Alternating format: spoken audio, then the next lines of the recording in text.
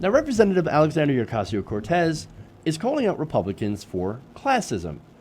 So now there have been a lot of attacks against AOC for working as a bartender. Now, this stems, of course, from her attack against Ivanka Trump. Now, Ivanka Trump tried taking part in the G20 talks despite having zero qualifications. In response to that, in the cringy video that accompanied this, she said, quote, "It may be shocking to some, but being someone's daughter isn't actually a career qualification." Now, conservative pundits, of course, jumped on that. Paris Denard, for example, she asked AOC what her own qualifications are. Quote, "Remind us how being a bartender qualified you to be a member of Congress, creating laws, voting on bills that impact Americans and the world," he tweeted. She replied with this, quote, As always, I'm proud of my work in restaurants. I also worked for Senator Ted Kennedy, piloted the literacy project in the South Bronx, studied development with economics in West Africa, served as an educational director, and won international science competitions before I ran for office, too." So she actually, and this is not well noted about her, but she's actually all those extracurricular activities. She is not a dumb person. She also has a degree in economics. So she's not a dumb person, despite the fact that right-wing media, and this is what they love to do, to smear her as dumb. Oh, look at AOC. She's so dumb. I mean, just not a smart person. She mispronounced a word. Or she said the wrong thing in one of her Instagram videos. She must be an idiot. No, she's not. She's an incredibly smart person, an incredibly great campaigner. Somebody, again, it takes a really great campaign to knock out Joe Crowley, who was basically the Democratic money man, and was the second most powerful Democrat in the House. Would have taken over for Nancy Pelosi to be Speaker of the House. She took him out. And again, she's very qualified, she's very smart, and she's actually a regular person and can connect with other regular people. So now she continues with her tweets. "Working people that the GOP dismiss as just a waitress, cook, etc., contains multitudes and are just as capable and intelligent as anyone else." And then she basically defined classism, saying judging someone's character by their income is disappointing to see from them. What is so appalling to the GOP about having an honest job? Well, now I love that because Republicans are always like, you should get a job. McDonald's is not a real job. Well, now wait a minute. Hold on here. McDonald's is a real job because you're actually working for someone. But when it comes to people who, for example, on food stamps, you should get a real job.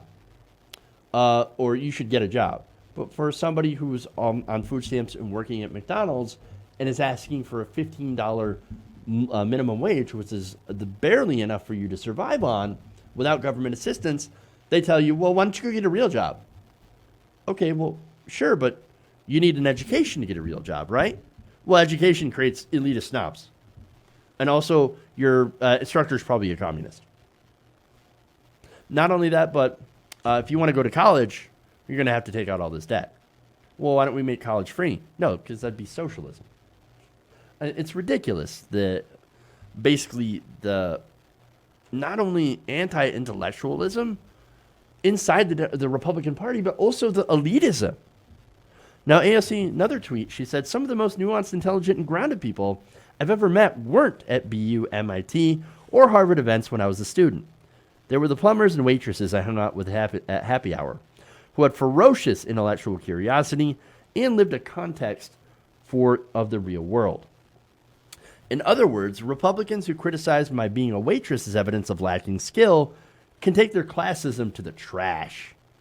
You are insulting the capabilities and potential of virtually every working person in America and the world for having experience that's earned, not bought. And that's, finally, she ends by saying, and that's if they even take out their own trash, which I doubt.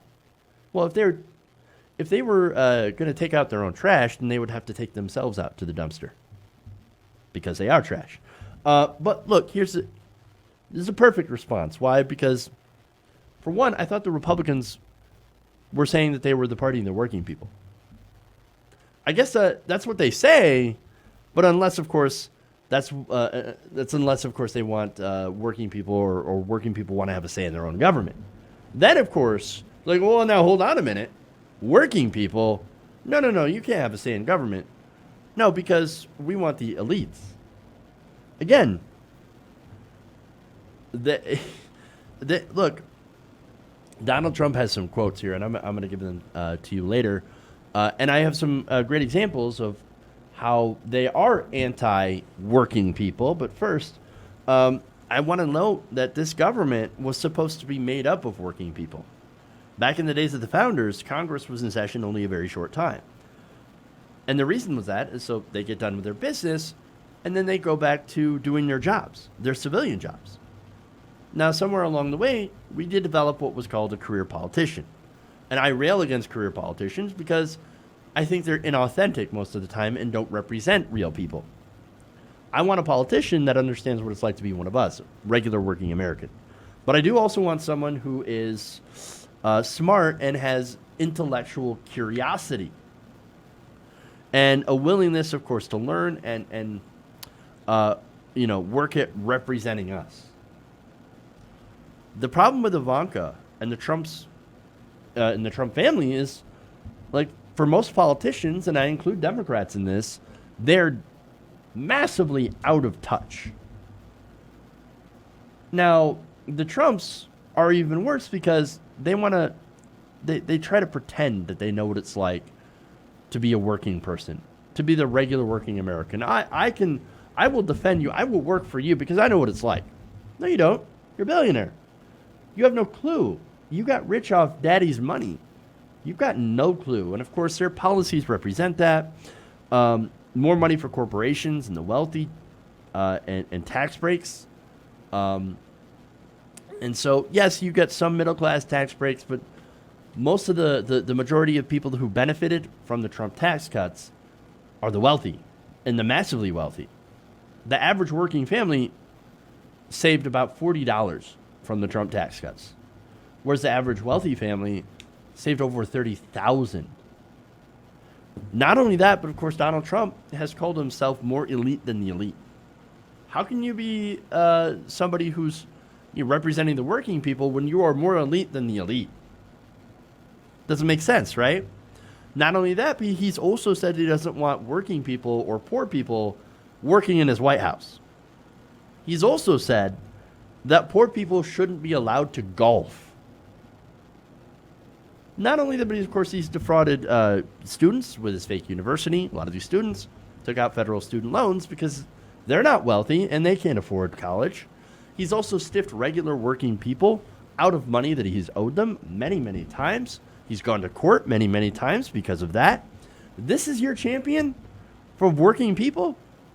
And yet you've got a problem, Republican voters, with Alexander Ocasio-Cortez having worked as a bartender. Really?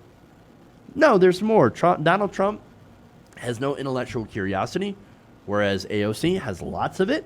Donald Trump thinks climate change is a hoax perpetrated by the freaking Chinese, that vaccines create autism, not to mention all sorts of other ridiculous things that make zero sense, that are not backed up by science.